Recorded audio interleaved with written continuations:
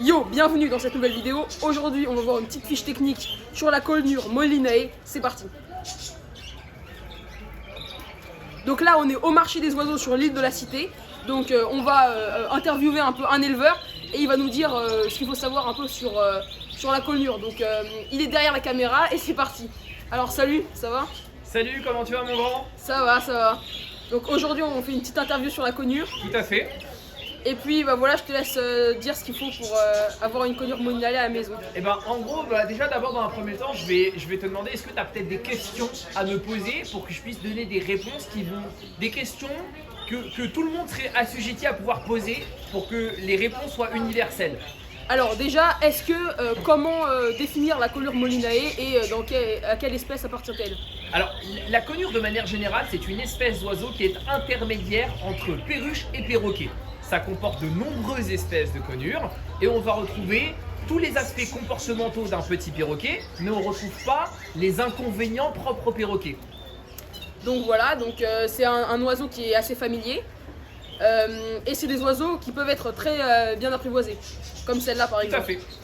Est-ce qu'on peut faire des trucs, est-ce qu'elles peuvent parler, est-ce qu'on peut faire du rappel, est-ce qu'on peut se balader avec elles dans la rue Tout à fait, c'est cela. Alors en fait, comme la majorité des becs crochus, mais pas tous, mais la majorité des becs crochus ont des capacités au mimétisme.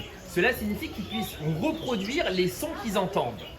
Et donc on peut effectivement leur apprendre à parler. Alors après, il faut comprendre que le son n'est pas un inné chez l'oiseau, c'est un acquis. Ils enregistrent les informations sonores dans l'œuf 3 jours après le départ de l'incubation.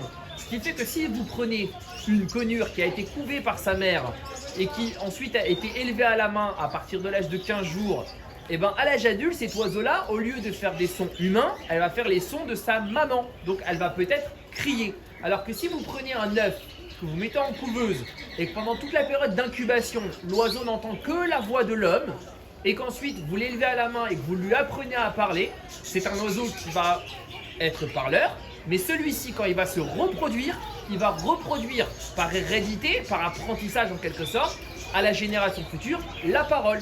Et donc c'est ce qu'on appelle la lignée. Tout comme chez les chiens, il y a le pédigré. Chez les oiseaux, on appelle ça des lignées, et donc celle-ci, c'est une lignée parleur où le père parle, le grand-père parle, l'arrière-grand-père parle depuis 5 générations. Donc maintenant, est-ce que tu peux nous parler un peu de l'espérance de vie et de comment maintenir finalement cet oiseau à la maison? Alors déjà, avant d'aborder ce sujet, il y avait aussi un autre point que tu as évoqué précédemment concernant le rappel.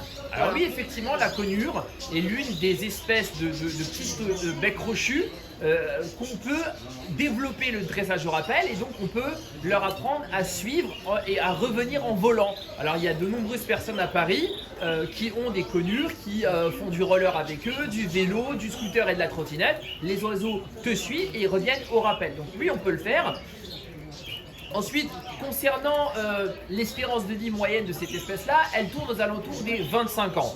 Cependant, si vous souhaitez avoir un oiseau qui va effectivement, entre guillemets, périr de vieillesse, cela implique de bien s'en occuper au quotidien pendant 25 ans. Et donc ça implique d'avoir les bonnes connaissances en termes nutritionnels, d'avoir une bonne alimentation adaptée avec une bonne diversité, des bons compléments alimentaires, sans oublier les vitamines, les oligo-éléments, les sels minéraux, tout ce qui va être acides aminés, enzymes, les probiotiques, les prébiotiques, donc tous ces éléments nutritifs qui vont vous permettre d'avoir un oiseau qui ne tombe pas malade et qui vit en bonne santé longtemps. La qualité de l'eau est importante également, il faut éviter les eaux qui contiennent des dérégulateurs endocriniens ou des bactéries, tout comme l'eau du robinet. Il vaut mieux privilégier des eaux de source ou des eaux minérales dans lesquelles vous allez rajouter des alicaments. Donc c'est des aliments qui vont optimiser la qualité de votre eau. Par exemple, le vinaigre de cidre, le miel biologique, le pollen ou la propolis. Donc voilà, maintenant, qu'est-ce que tu peux nous conseiller en termes de cage et d'environnement? Alors, en fait, il y a plusieurs écoles. La plupart du temps, les personnes qui prennent des oiseaux apprivoisés ont souvent tendance à me dire « Oui, je vais prendre une grande cage pour que mon oiseau soit heureux et épanoui. » Et vous vous rendrez compte qu'au quotidien, la majorité de son temps, il le passe soit sur la cage, soit hors de la cage, et il passe une minorité de temps à l'intérieur. Donc de fait, par conséquence, le volume de la cage n'est pas vraiment décisif dans l'équation. Par contre, il y a un point qui est vraiment très important et j'insiste sur ce point-là, c'est la taille des orifices par lesquels vous allez introduire et extraire votre oiseau apprivoisé. Donc vous allez voir que parfois vous avez des grandes cages mais avec des petites portes et le volume des orifices est très important dans l'équation. Il faut que vous puissiez avoir des orifices qui soient suffisamment spacieux pour que l'oiseau puisse entrer et sortir de la cage en étant sur votre main sans qu'il n'y ait rien qui touche votre oiseau. Il ne faut pas que les plumes de la queue touchent le périmètre de la sortie de la cage. Donc, à ce que j'ai compris, l'oiseau va passer pas mal de temps avec toi. Donc, est-ce que c'est important de le manipuler quotidiennement ou en tout cas régulièrement pour qu'il conserve son apprivoisement? Alors oui et non à la fois. De manière générale, les animaux domestiques, il faut les habituer à ne pas avoir d'habitude. Parce que les habitudes, ça crée des phénomènes de dépendance qui peuvent engendrer plein de sous-problèmes collatéraux. Des problèmes d'anxiété, des problèmes de stress, des problèmes d'agressivité, parce que si vous habituez votre oiseau quotidiennement à des rituels et qu'un jour vous ne pouvez plus assurer ces rituels, l'oiseau va être impacté par rapport à ça. Donc de manière générale, il faut habituer vos oiseaux à du côté aléatoire. Donc maintenant, à quel type de personnes, à quel type de famille tu peux conseiller ce genre d'oiseau?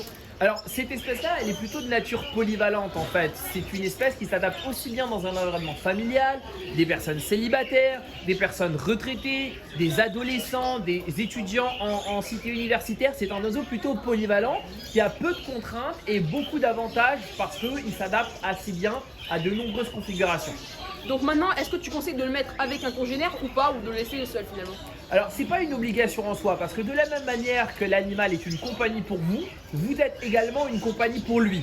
Cependant, il arrive parfois que certains spécimens, lorsqu'ils sont isolés d'un congénère du sexe opposé ou du même sexe que l'oiseau, ils cherchent à avoir des comportements sexués auprès de l'humain car ils vous identifient comme un partenaire.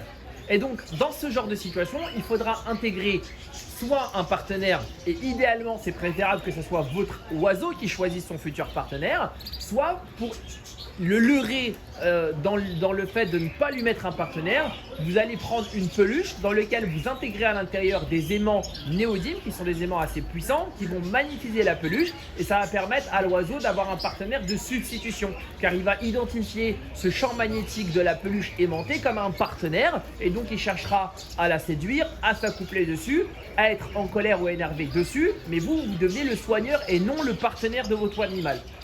Donc voilà, dernière chose également, qu'est-ce que tu conseilles comme alimentation pour ce genre d'oiseau? Alors, il faut la varier autant que possible. Cependant, j'aurais tendance à vous conseiller d'essayer de soustraire les graines de leur régime alimentaire, car très souvent les graines posent beaucoup plus de problèmes collatéraux en termes de problèmes hépatiques, parce qu'ils ont souvent tendance à faire des masses graisseuses. Ils ont souvent tendance aussi à contenir des taux élevés de pesticides qui finissent à terme par créer tout un tas de problèmes endocriniens dans l'animal. Et en plus, les éléments nutritifs dans les graines, elles sont plutôt limitées, parce que l'animal, sur 100 grammes de graines assimilées, il y a à peu près 40% qui est qui est catalysé par le métabolisme et 60% qui part en rejet. Donc je vous aurais plutôt conseillé de vous orienter vers des extrudés. Il y a de nombreuses marques. Moi je préconise la marque Harrison, qui est l'une des plus adaptées pour l'oiseau, où dedans vous retrouverez tous les éléments nutritifs, tous les compléments alimentaires qui sont déjà intégrés dedans, et en plus vous n'avez pas d'écorce de graines, donc pas de projection de cosse de graines hors de la cage, et en complément de ces extrudés, des fruits et des légumes. Donc maintenant, est-ce que tu as quelque chose à rajouter pour aiguiller les gens vers l'acquisition d'un oiseau éventuel?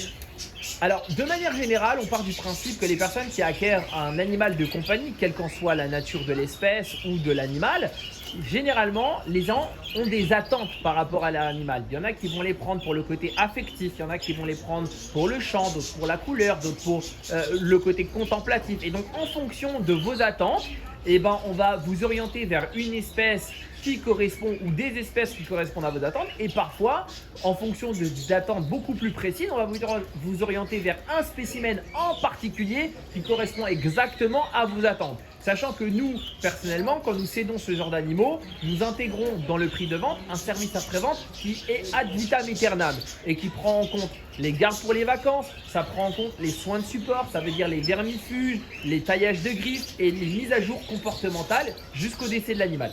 Donc on peut te retrouver sur le marché aux oiseaux. Donc est-ce que tu peux faire une petite réduction pour ceux qui viennent voir ton stand? Alors tout à fait, en fait, vous aurez un code promo avec le code Freebird en fait, donc code promo, donc vous aurez moins 10% sur l'ensemble en fait du stand, voilà, en venant et vous dites que vous venez avec le code promo Freebird.